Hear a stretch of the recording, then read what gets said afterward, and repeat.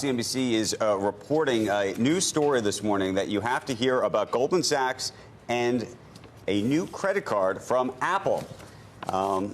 We have the story before the story, and we have the author of the story right here. You want to tell us about this story? Sure. Yeah, so it rolled out Tuesday, right? People in an early preview, if you signed up for it, you go to the wallet app, you can press a little plus signal, you can actually get the card, you get a decision in about 2 minutes. Right. And so what we found from early reports and people inside both of these institutions is that they're actually accepting people with fairly low credit scores, which is somewhat of a surprise. People, I didn't subprime. introduce you, by the way. Hugh is here. This is one of the great banking reporters here at CNBC. Should have said that at the beginning of all time. I just want to say that. It's important that he says it.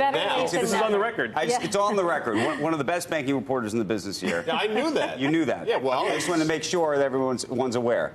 So you have figured out that Apple's not taking on customers that historically they would not be, or at least that Goldman Sachs, well, now that they're getting in the business, wouldn't otherwise take on. Yeah, and some of the people I talked to were like, I'm absolutely shocked that I got this card because, they going into it, they said Goldman Sachs. This is a Tony, a New York investment bank. This is not something that somebody in Reading, Pennsylvania, who's, got a 620 FICO score is going to qualify for. But that's exactly what happened. But most people, by the way, from a consumer standpoint, think of this as the Apple card. They don't even realize it's a Goldman card, do they? Well, I mean, there's been enough. We've had a couple stories about this, about the, the inside baseball behind the negotiations. Apple Card is certainly the brand that leads, and they own the relationship, to be clear.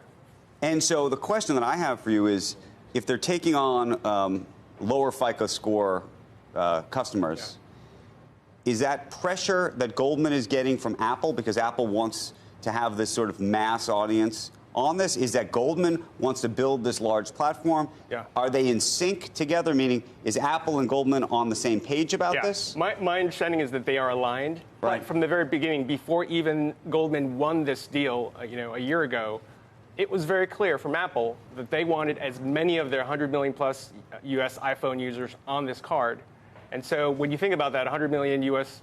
iPhone users, how many of them are going to be prime? Some of them, right? And when you say, just so I understand, that some of these folks are not prime, is that because they are lowering their standard, or is that because you think they're using any additional information? There's a number of credit players out there. I'm thinking of Affirm and some of the others who've almost created their own FICO score.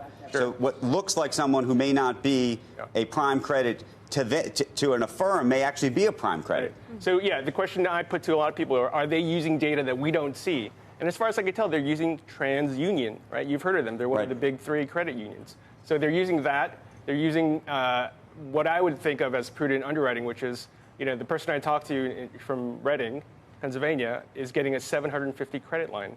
Not a lot of money. Okay. His interest rate is at the high end of what they stated they would do, 23.99%. Oof. So, but for him, that's the lowest interest rate plastic in his wallet. This is the best deal for him. This is the only reward card that he can get.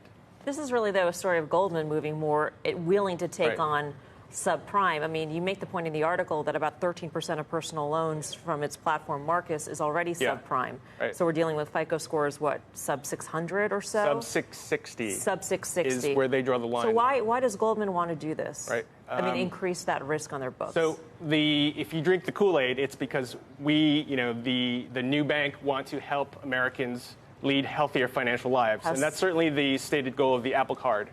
I just think that if you decide that you can't deal with a certain segment of American borrowers, you're cutting yourself out of a lot of scale of the business, and I think ultimately that's what they decided. But then this tells me that Goldman's valuation should reflect an increase in risk on its books. And that's really the only risk they're probably taking, because if you look, fixed income currency and commodities clearly isn't doing it. They are not taking risk anymore. And I've said this with Andrew here before. I'm not going to make any friends at the bank, but Goldman Sachs is Goldman Sachs in name only now. I was there in '96, there were 6,000 people. There are 40,000 people now. You can't have the same culture. And quite frankly, I think 65 or 70% of the firm is now 35 and under, which is probably a good thing. But it speaks to exactly what you're saying. They're trying to play to this millennial audience, and then they're probably going to do well with it. But to your original question, what's the right valuation? And I'll tell you, they just reported tangible book in Goldman is 203, book value is 214. And if you notice, the stock trades within that range, and it probably should. I got a different question for you.